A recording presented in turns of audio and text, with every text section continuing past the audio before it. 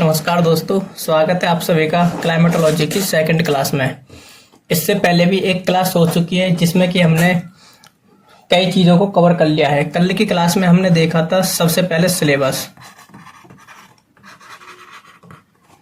फिर उसके बाद हमने देखा था कल की क्लास में मौसम क्या होता है।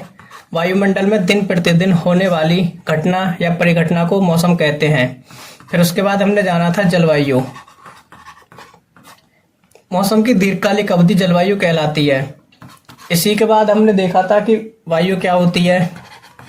पृथ्वी की सतह से लगी हुई गैसों की मात्रा वायु कहलाती है।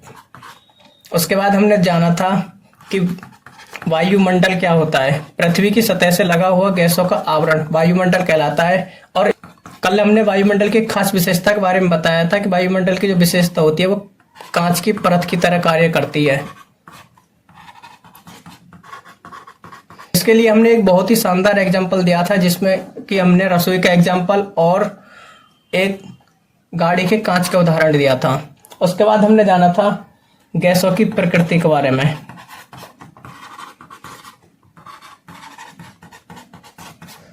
गैसों की जो प्रकृति होती है वो हम देखते हैं कि गैसें हमारी हल्की भी होती हैं और इसके साथ हमारी कुछ भारी गैसें भी होती हैं। यदि हम बात करें भारी गैसों के बारे में तो भारी गैसें हमारी पृथ्वी की सतह पर पाई जाती हैं। यानी कि पृथ्वी की सतह से लगी हुई गैसें भारी गैसें होती हैं क्योंकि उनका अणुभार भारी होता है। इस कारण वो पृथ्वी की सतह पर चिपकी हुई होती है, यानी पृथ्वी की सतह पर हमें आसानी से देखने को मिल जाती हैं। यदि हल्की गैसों की बात करें तो पृथ्वी की सतह से ऊपर पाई जाती हैं, पृथ्वी की सतह पर नहीं मिलेंगी। पृथ्वी की सतह से ऊपर की तरफ जाने पर हमें हल्की गैसें देखने को मिलती हैं। अब बात कर लेते हैं आज के टॉपिक के विषय में। आज हम क्या डिस्कस करने वाले हैं, तो जो आज का हमारा टॉपिक रहने वाला है तो आज का टॉपिक हमारा क्या रहने वाला है। आज का टॉपिक रहेगा हमारा सबसे पहले वायुमंडल में गैसों का अनुपात कितना होता है। वायुमंडल में गैसों का अनुपात। उसके बाद उनका प्रभाव, यानी कि गैसों के द्वारा वायुमंडल में पड़ने वाला प्रभाव या पृथ्वी पर पड़ने वाला प्रभाव। दोस्तों, कल मैंने आपको एक उदाहरण बताया था कि जब भी कभी कोई व्यक्ति अधिक ऊंचाई पर जाता है तो वह अपने साथ ऑक्सीजन सिलेंडर को लेकर जाता है। तो इसके पीछे का जो रीजन है वो रीजन क्या है, तो मैंने बताया था आपको कि जब हम ऊंचाई पर जाते हैं तो हाइट का इनवर्स रिलेशन होता है ऑक्सीजन के साथ। यानी कि जैसे जैसे हम ऊंचाई पर जाते हैं वैसे वैसे ऑक्सीजन की मात्रा कम होती जाती है।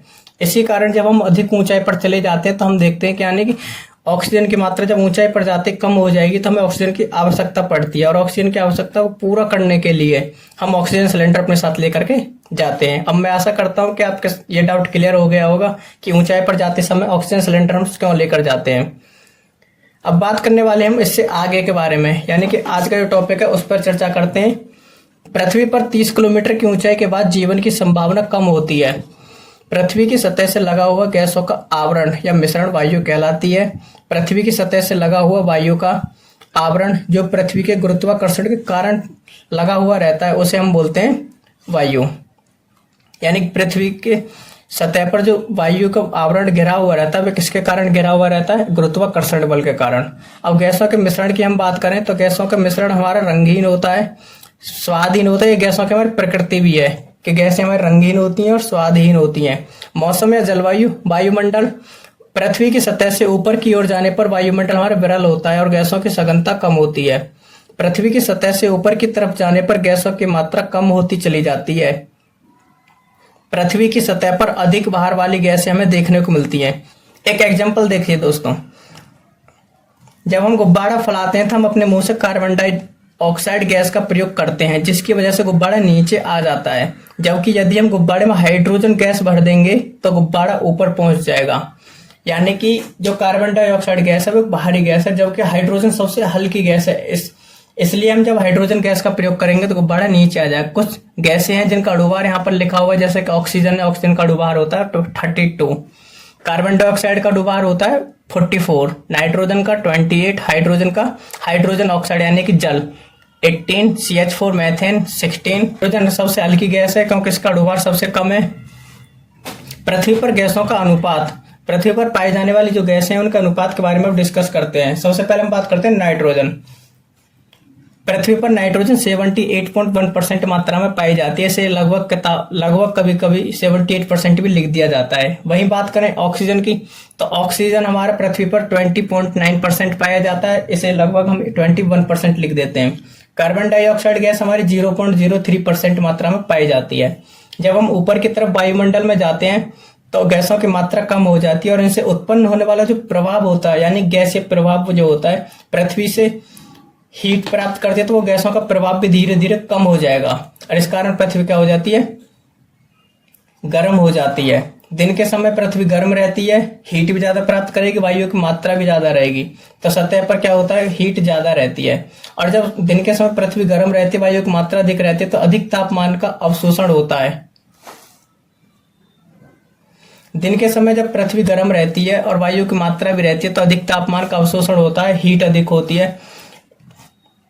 अब यहाँ पर देखिए, ये हमारी पृथ्वी, मान लो कि ये हमारी पृथ्वी है, यहाँ से हीट उत्पन्न हो रही है, पृथ्वी की सतह से हीट उत्पन्न होकर जा रही है। यहाँ पर सभी हमारी विरल गैसें हैं, इनका अवशोषण कम मात्रा में होता है। ऊपर की गैसों के द्वारा तापमान का अवशोषण कम होता है, जिसके द्वारा हम देखते हैं कि हीट यानी टेम्परेचर भी हमें कम देखने को मिलता है। ये कोई एक पर्वतीय क्षेत्र है, ये स्थलीय भाग है। स्थलीय भाग में हम देखते हैं कि जब टेम्परेचर 40 डिग्री सेल्सियस होता है तो लोग पर्वतीय क्षेत्रों में जाने का प्रयास करते हैं, पर्वतीय क्षेत्रों में जाते हैं घूमने के लिए, पहाड़ी क्षेत्रों में जाते हैं घूमने के लिए। ऐसा क्यों? क्योंकि मैंने अभी बताया था कि जब हम ऑक्सीजन यानी कि जब हम अधिक ऊंचाई पर जाते हैं तो हमारी वायुमंडल क्या होता है, विरल होता चला जाता है, जिसके द्वारा टेम्परेचर हमारा कम होता है। यानी कि हाइट का इनवर्स रिलेशन है टेम्परेचर के साथ। एक स्थान, उदाहरण के लिए समझिए, एक स्थान ए है और दूसरा स्थान बी है, जो कि 3000 मीटर की ऊंचाई पर है। दिन के समय हम देखते हैं, यानी कि दोपहर के 12 बजे हुए हैं इस स्थान पर दोपहर के 12 बजे हुए हैं, जो कि पर्वतीय क्षेत्र है। जब हम यहाँ पर देखेंगे तो मैदानी क्षेत्र में 40 डिग्री सेल्सियस तापमान रहेगा, जबकि पर्वतीय क्षेत्र में हम देखेंगे तापमान वहां पर कम देखने को मिलेगा। इसीलिए लोग वहां पर घूमने के लिए जाते हैं। ऐसा क्यों होता है? ऐसा इसलिए होता है क्योंकि प्रत्येक किलोमीटर की ऊंचाई पर जाने पर तापमान की जो गिरावट है वो 6.5 डिग्री सेल्सियस कम होती चली जाती है। अतः हम कह सकते हैं कि प्रत्येक किलोमीटर की ऊंचाई पर जाने पर टेम्परेचर लगभग 6.5 डिग्री सेल्सियस कम होता चला जाता है। इस प्रकार जब मैदानी क्षेत्रों में टेम्परेचर 40 डिग्री सेल्सियस होता है तो उसी समय पर्वतीय क्षेत्रों में टेम्परेचर हमें 20 से 21 डिग्री सेल्सियस देखने को मिलता है। अब बात करते हैं वायुमंडल के बारे में। तो वायुमंडल गैसें, जिस प्रकार की गैसें हमें देखने को मिलती है वो उसी प्रकार की विशेषता रखती है। हम देखते हैं कि 15 जुलाई में गर्मी अधिक पड़ती है, वाष्पीकरण ज्यादा होता है, तो यहाँ पर वाष्प ज्यादा, वायु की मात्रा ज्यादा। वाष्प जब अधिक होगा तो वायु में नमी ज्यादा होगी, जिसके द्वारा हमें क्या देखने को मिलेगा, चिपचिपापन और उमस महसूस होती है।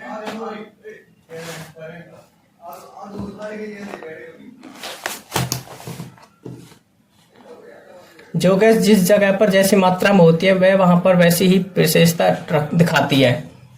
जैसे कि यह है हमारी पृथ्वी, यहाँ पर जब हम देखते हैं तो ये विषुवत रेखा है, ये कर्क रेखा, ये मकर रेखा।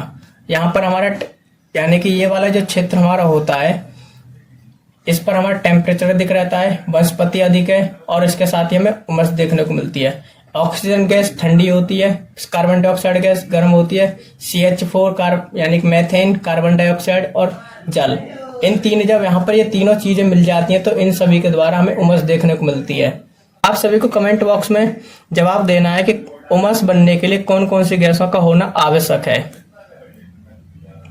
अब बात करते हैं वायुमंडल गैसों का प्रभाव के बारे में बताया जाए। ऑक्सीजन ठंडी गैस है, कार्बन डाइऑक्साइड गर्म होती है, methane, carbon dioxide, hydrogen oxide यानी कि जल, उमस, इन तीनों के द्वारा उमस बनती है। नाइट्रोजन की बात कर लेते हैं। सबसे पहले नाइट्रोजन का अनुपात हमारा वायुमंडल में 78.1% हमें देखने को मिलता है, जिसकी मात्रा सर्वाधिक होती है। यह एक अक्रिय गैस है, महत्वपूर्ण है, अमीनो एसिड्स बनाती है ये, जिसके द्वारा हमारी दाल, मिक्स, ये सभी चीजें बनती है जो कि प्रोटीन के लिए आवश्यक होती है, यानी प्रोटीन बनाती है नाइट्रोजन गैस हमारी। इसकी यदि अगली विशेषता की बात करें तो पृथ्वी की सतह पर नाइट्रोजन फिक्सेशन को मेंटेन करती है, जिसके द्वारा पेड़ पौधे उगते हैं मिट्टी में। इसका प्रयोग प्रत्यक्ष रूप से किया जाता है। इसकी खोज की यदि हम बात करें तो इसकी खोज 1772 ईस्वी में रदरफोर्ड ने की थी। खेतों में यूरिया डालने में इसका प्रयोग किया जाता है, कृषि कार्यों में इसका प्रयोग किया जाता है। नाइट्रोजन कम उर्वरक क्षमता को अधिक उर्वरक क्षमता में बदल देता है। दो सक्रिय गैसों के मध्य इसका काम होता है दो सक्रिय गैसों के मध्य फासला करना, ताकि उनकी वजह से विस्फोट न हो, क्योंकि जब भी कभी दो सक्रिय गैस आपस में आती है तो वो आपस में आने के बाद क्या करती हैं, विस्फोट कर देती हैं। सक्रिय गैस किसी अन्य गैस के संपर्क में आने पर क्रिया करना, अक्रिय गैस किसी अन्य गैस के संपर्क में आने पर कोई क्रिया न करना। और सेकंड गैस की हम बात करते हैं ऑक्सीजन। ऑक्सीजन का जब हम अनुपात की बात करते हैं तो 20.9%, कहीं कहीं पर 21% में हमें लिखा हुआ मिल जाता है, लगभग 21%। नाइट्रोजन के बाद सर्वाधिक मात्रा में मिलने वाली सेकंड गैस है। यह एक सक्रिय गैस है। यह वायुमंडल की वह गैस है जिसके द्वारा पृथ्वी पर जीवन संभव होता है। जीवन संभव का मतलब जैवमंडल, बायोस्फीयर। प्रत्येक ऊंचाई पर ऑक्सीजन हमें समान मात्रा में देखने को नहीं मिलता है। ऑक्सीजन का इनवर्स रिलेशन होता है हाइट के साथ, यानी कि जैसे जैसे हाइट बढ़ेगी ऑक्सीजन की मात्रा कम होती चली जाएगी, और हाइट हमारी कम होगी तो वहां पर ऑक्सीजन हमें ज्यादा देखने को मिलेगा। जैसे जैसे हाइट इंक्रीज होती जाती है वैसे वैसे ऑक्सीजन की मात्रा कम होती चली जाती है, क्योंकि ऑक्सीजन का अणुभार ज्यादा होता है। पृथ्वी की सतह पर ऑक्सीजन की मात्रा सर्वाधिक होती है। सबसे अधिक ऑक्सीजन हमें मिलती है समुद्र तल पर, फिर मिलती है मैदानी, फिर पठारी, फिर पर्वतीय। जैसे जैसे हम समुद्र तल से पर्वतीय क्षेत्र की तरफ जाते हैं तो ऑक्सीजन की मात्रा कम होती चली जाती है धीरे धीरे।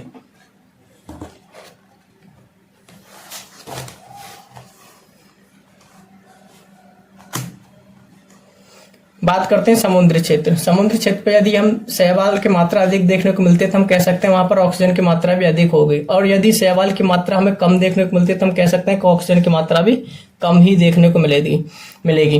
मैदानी क्षेत्र में यदि पेड़ पौधे अधिक हैं तो ऑक्सीजन भी अधिक रहेगी, और यदि पेड़ पौधे कम है तो ऑक्सीजन की मात्रा भी कम रहेगी। इसकी विशेषता क्या है ऑक्सीजन की? ऑक्सीजन वायुमंडल में तापमान का नियंत्रक माना जाता है। ये एक इंपॉर्टेंट पॉइंट है, इसको नोट कर लेना। माना जाता है क्योंकि ऐसा माना जाता है जहां पर ऑक्सीजन की मात्रा अधिक होती है वहां पर तापमान कम पाया जाता है। ऑक्सीजन का संबंध होता है प्रकाश संश्लेषण से। यदि प्रकाश संश्लेषण अधिक है तो ऑक्सीजन अधिक, प्रकाश संश्लेषण की मात्रा कम तो ऑक्सीजन की मात्रा भी कम।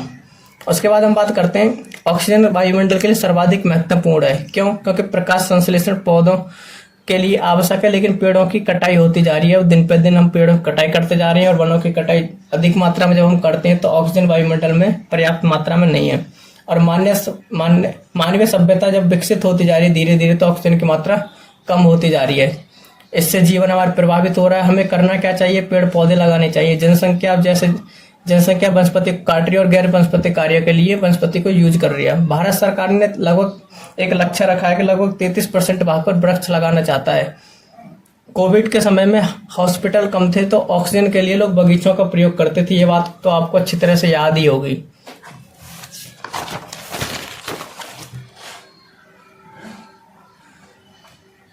ऑक्सीजन जब कम हो जाएगी तो कार्बन डाइऑक्साइड गैस की मात्रा अपने आप इंक्रीज होती जा रही है, क्योंकि जनसंख्या बढ़ रही है, उसकी आवश्यकता बढ़ रही है, और आवश्यकता की पूर्ति करने के लिए कार्बन डाइऑक्साइड गैस को बढ़ा रहे हैं। अब बात करते हैं तीसरी सबसे महत्वपूर्ण गैस है जो हमारी, वो है कार्बन डाइऑक्साइड। कार्बन डाइऑक्साइड वायुमंडल का इसका अनुपात की बात करें तो 0.03% है। इसकी मात्रा कम है लेकिन महत्वपूर्ण बहुत ज्यादा है ये, क्योंकि यदि वायुमंडल में कार्बन डाइऑक्साइड गैस नहीं होती तो ग्रीन प्लांट यहाँ पर नहीं ग्रो कर पाते, और जब ग्रीन प्लांट नहीं होते तो जीवन संभव नहीं होता। Carbon dioxide green house effect करने वाली गैस है। कार्बन डाइऑक्साइड गैस वायुमंडल का जो एक तापमान होता है, यानी कि औसत टेम्परेचर 15 डिग्री सेल्सियस तक बनाए रखती है। यह पृथ्वी के तापमान को बढ़ाने को काम करती है। उदाहरण के लिए कंबल में सोते समय जब हम देखते हैं तो गर्मी अधिक लगती है, तो उसका कारण यही है कार्बन डाइऑक्साइड गैस। जब कंबल से बाहर नहीं निकल पाती तो हमें गर्मी अधिक लगती है। पृथ्वी की गर्मी सीधे अंतरिक्ष में नहीं जा पाती। क्यों? क्योंकि कार्बन डाइऑक्साइड गैस क्या करती है, हीट को रोक कर रखती है और पृथ्वी का टेम्परेचर अधिक कर देती है। कार्बन डाइऑक्साइड जब बढ़ेगी तो गर्मी बढ़ने लगती है और हीट का एब्जॉर्बेशन होने लगता है, ऊष्मा का अवशोषण अधिक होता है। अतः कार्बन डाइऑक्साइड पृथ्वी का तापमान बढ़ाने में मदद करती है, जिससे प्लांट ग्रो होते हैं।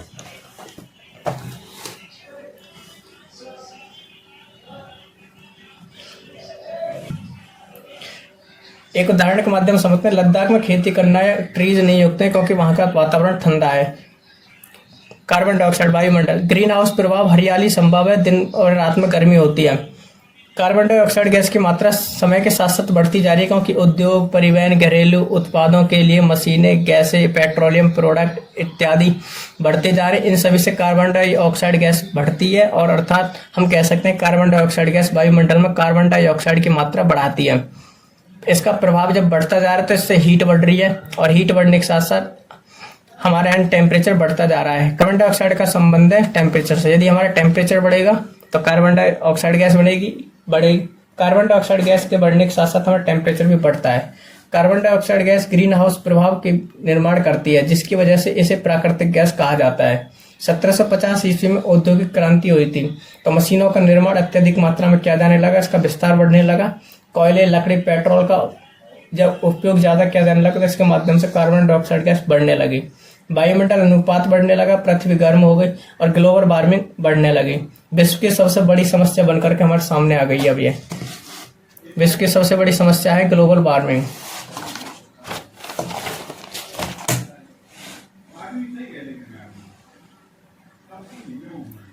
ग्लोबल वार्मिंग, विश्व का तापमान बढ़ता जा रहा है। वैश्विक ऊष्मन, मौसम और जलवायु परिवर्तन, क्लाइमेट चेंज, इसके द्वारा यानी कि हमें ये सारी चीजें देखने को मिल रही है। मौसम और जलवायु में परिवर्तन देखने को मिल रहा है, क्लाइमेट चेंज हो रही है। यूरोप में हम देखते हैं कि ठंडा रहता था पहले, लेकिन अब गर्मी पड़ने लगी है। जापान में कभी लू ही नहीं चलती थी, लेकिन अब लू चलने लगे हैं। साइबेरिया का बर्फ पिघल रही है अब धीरे धीरे। कोल्ड क्लाइमेट चेंज हो रहा है क्योंकि उसका कारण है ग्लोबल वार्मिंग। भविष्य में ग्लोबल वार्मिंग को रोकने के लिए निम्न कार्य किए जा रहे हैं, जिनमें से Kyoto protocol, Paris agreement, G7 की बैठक, जापान, कार्बन का उत्सर्जन रोकना। कार्बन डाइऑक्साइड गैस जब बढ़ती जा रही है तो ग्लोबल वार्मिंग का कारण बन रहा है। परिवर्तन का प्रभाव बढ़ता जा रहा है, इसका प्रभाव नकारात्मक रूप से प्रभावित कर रहा है। भारत में बाढ़, सूखा, चक्रवात इत्यादि आने से फसल उत्पादन को रोकते हैं। इन सभी का कारण क्या है? कार्बन डाइऑक्साइड गैस का बढ़ना यानी global warming. Climate change food security को संकट पहुंचा सकता है।